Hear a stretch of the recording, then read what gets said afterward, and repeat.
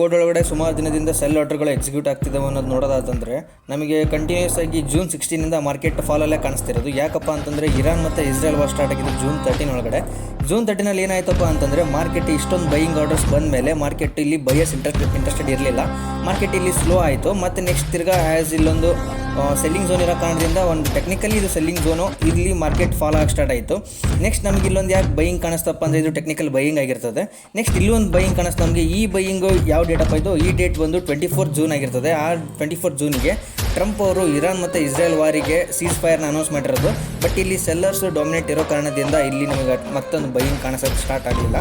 ತಿರ್ಗಾ ನೆಕ್ಸ್ಟ್ ಇಲ್ಲಿ support zone ಇತ್ತು ಇಲ್ಲೊಂದು. ಈ ಸಪೋರ್ಟಿಗೆ ಮಾರ್ಕೆಟ್ ಆಲ್ರೆಡಿ ಟಚ್ ಮಾಡಿತ್ತು. ಮತ್ತು ನೆಕ್ಸ್ಟ್ ಇವಾಗ long term investors, gold investors ಯಾರಾದರೂ ಭಯ ಪಡೋ ಅವಶ್ಯಕತೆ ಇಲ್ಲ. ಯಾಕಪ್ಪ ಇಲ್ಲೊಂದು ಆರ್ಡರ್ ಬ್ಲಾಕ್ ಇರೋ ಕಾರಣದಿಂದ ಮಾರ್ಕೆಟ್ ಇಲ್ಲಿವರೆಗೂ ಬರ್ಬೋದು ಮ್ಯಾಕ್ಸಿಮಮ್.